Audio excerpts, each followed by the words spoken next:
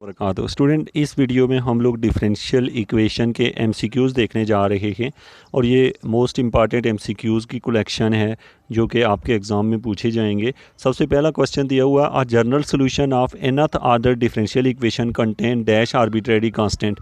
अब सबसे पहली बात कि यहाँ के आपको पता हो जनरल सोल्यूशन होता क्या है। सोल्यूशन जो होता है, आप लोगों ने पार्टिकुलर सोल्यूशन भी पढ़ा है, आप लोगों ने कम्प्लीमेंट्री सोल्यूशन भी पढ़ा है और आपने जनरल सोल्यूशन भी पढ़ा है। याद रखें, जनरल सोल्यूशन वो होता है जिसके अंदर कांस्टेंट इन्वॉल्व होते हैं, जैसे ए बी सी वगैरह कांस्टेंट आ जाते हैं। तो आपने देखे हुए हैं ऐसे क्वेश्चन जिनमें कांस्टेंट होते हैं, तो उसको हम ऐसे जो होते हैं जिनमें हम यानी पार्टिकुलर सोल्यूशन और जनरल सोल्यूशन को कलेक्ट करके एक साथ लिखते हैं, तो वो जनरल सोल्यूशन होता है। लेकिन एक आपको पता हो कि जनरल सोल्यूशन में जो कांस्टेंट इन्वॉल्व होते हैं उनकी वैल्यू जो है हमने पुट नहीं की होती। अच्छा, याद रखें कि अगर आपका nth ऑर्डर की डिफरेंशियल इक्वेशन है तो उसके अंदर n आर्बिट्रेरी कांस्टेंट होते हैं। इसकी एग्जांपल ये होती है कि कोई भी डिफरेंशियल इक्वेशन हो जिसकी डिग्री, अगर देखें nth ऑर्डर मीन के अगर d square y over d x square सबसे बड़ी टर्म है, तो इसका मतलब है कि इसमें 2 आर्बिट्रेरी कांस्टेंट होंगे, यानी चूँकि डिग्री 2 है। अगर 3 होगी तो 3 होंगे। होप्स हो कि आप ये पहला जो एमसीक्यूज़ है ये किसी भी तरीके से घुमा के आपसे पूछा जा सकता है। कोई भी डिफरेंशियल इक्वेशन दी हो सकती है। मुख्तलिफ़ किस्म के एमसीक्यूज़ हम यहाँ भी देखेंगे तो आपको ये समझ हो, और मैं ये पॉइंट आपको याद भी करवाऊँगा कि आपने ये पढ़ लिया है। सेकंड वन है, यहाँ लिखा हुआ है infinitely many differential equation have same integrating factor. This statement is, ये जो होती है कि यानी कि हम यहाँ पे कह रहे हैं कि इनफाइनाइट मैनी डिफरेंशियल इक्वेशन, यानी कि डिफरेंशियल इक्वेशन एक नहीं बहुत सारी डिफरेंशियल इक्वेशन लें तो उनके सेम इंटीग्रेटिंग फैक्टर हो सकते हैं। आपको पता है इंटीग्रेटिंग फैक्टर निकालने के 5 तरीके होते हैं। वो जो 5 तरीके होते हैं स्टूडेंट, उनको आप अगर जहन में रखें तो याद रखें कि आपके पास 2 सवाल दिए हों, दोनों डिफरेंट हों, तो अब ऐसा हो सकता है कि दोनों का इंटीग्रेटिंग फैक्टर सेम निकल आए। तो इससे ये पता चलता है कि एक इंटीग्रेटिंग यानी जो इंटीग्रेटिंग फैक्टर निकलता है वो खाली एक इक्वेशन का नहीं होता, वो बहुत ज़्यादा इक्वेशनों का भी हो सकता है। तो ये इसमें आता है, ये ऑलवेज ट्रू होता है, यानी कि जो इंटीग्रेटिंग फैक्टर, जैसे हमारे पास एक सवाल हमें दिया हो और उसका इंटीग्रेटिंग फैक्टर e की पावर x हो, तो अब e की पावर x इंटीग्रेटिंग फैक्टर एक क्वेश्चन का नहीं है, ये इनफाइनाइट मैनी क्वेश्चनों का इंटीग्रेटिंग फैक्टर यही होगा। उसके बाद है नेक्स्ट है क्वेश्चन नंबर 3 है, a general solution of third order differential equation contain dash constant. तो ये हमने पहले वाला पढ़ लिया है कि जितने ऑर्डर की डिफरेंशियल इक्वेशन होती है उतने ही कांस्टेंट होते हैं। तो ये थर्ड ऑर्डर है तो इसका मतलब है 3 कांस्टेंट होंगे। 4 ऑर्डर हो तो 4 कांस्टेंट होते हैं। क्वेश्चन नंबर 4 देखें, the degree of differential equation of all tangent line to the parabola y square equal to 4ax is. अब देखें यहाँ पे, आप देखें तो पैराबोला की इक्वेशन तो आपको आती है Y square equal to 4ax, तो इसकी डिग्री कितनी है differential equation.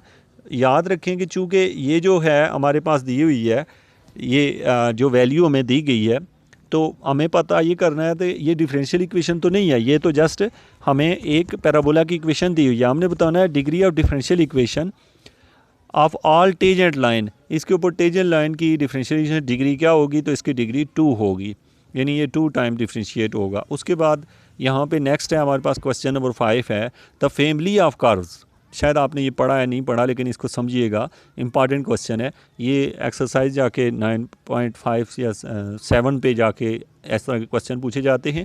The family of curves represented by the differential equation x d x plus y d y equal to 0 is that of, ये किस चीज़ की डिफरेंशियल इक्वेशन है। तो ये हमेशा याद रखिएगा, ये सर्कल को शो करती है, ठीक है, ये फैमिली ऑफ कर्व सर्कल को। अच्छा, ये सवाल आपसे 4 तरीक़ों से पूछा जा सकता है। फैमिली ऑफ इलिप्स पूछी जा सकती है, पैराबोला हाइपरबोला पूछी जा सकता है, लेकिन आपको पता हो कि इसमें x और y जो हैं ये दोनों कोफिशिएंट, जितना x है उतना ही y है, तो ये सर्कल बना रहे होते हैं, यानी x का और y का कोफिशिएंट 1 1 है, दोनों जितना x एक्सिस पे ये लेंथ में है उतना ही y एक्सिस पे भी है, तो सो ये सर्कल है।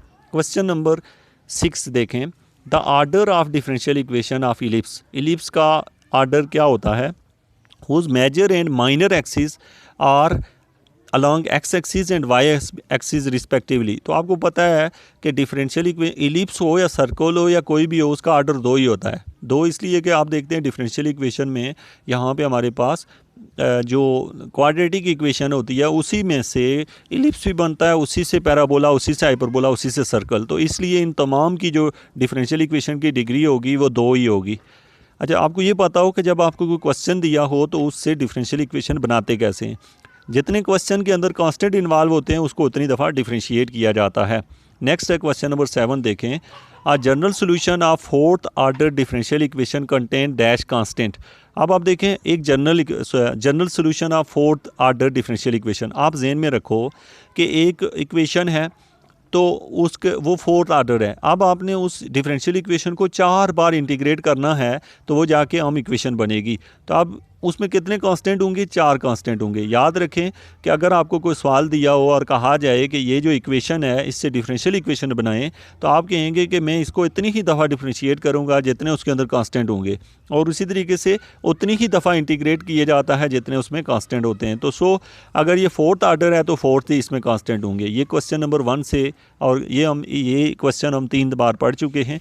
फर्स्ट में लिखा था nth ऑर्डर, सेकेंड में था सेकंड में यहाँ पे दिया हुआ था हमारे पास सेकंड में तो सेकंड जो है उसमें हमारे पास हमने देखा था, यानी जितना आपको ये दिया होगा उसके मुताबिक लिखें। यहाँ 4th ऑर्डर या 5th ऑर्डर होता तो इसका आंसर 5 ही होता। क्वेश्चन नंबर 8 देखें। If n is the degree of given differential equation, अगर n जो है किसी डिफरेंशियल इक्वेशन की डिग्री हो तो हमें ये पूछा गया है then n can be 0, n क्या होगा? 0 होगा।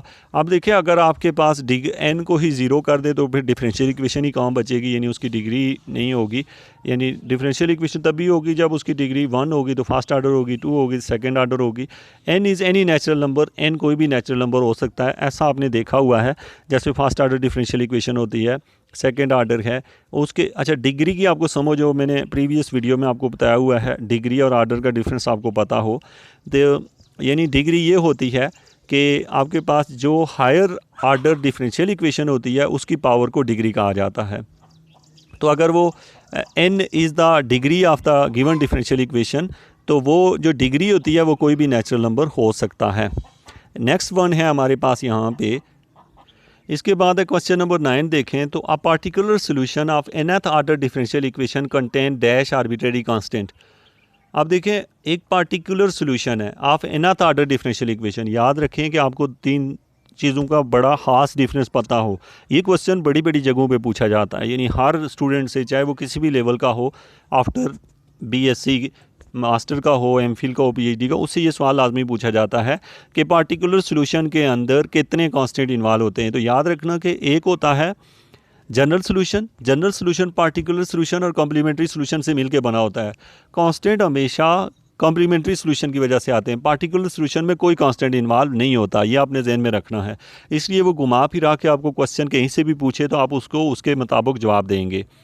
नेक्स्ट वन है स्टूडेंट, यहाँ पे है हमने 9 MCQs चूँकि हमने देख लिए हैं। अब हम नेक्स्ट वीडियो में अगले 9 MCQs देखेंगे। होप सो आपको अगर इसकी समझ आएगी तो आप कमेंट में ज़रूर लिखेंगे नीचे कि हमें इसकी समझ आ गई है। स्पेसिफिकली मैंने आप स्टूडेंट्स के लिए इस वीडियो को तरतीब दिया है ताकि आप लोगों की अच्छे से तैयारी हो जाए। Thank you very much.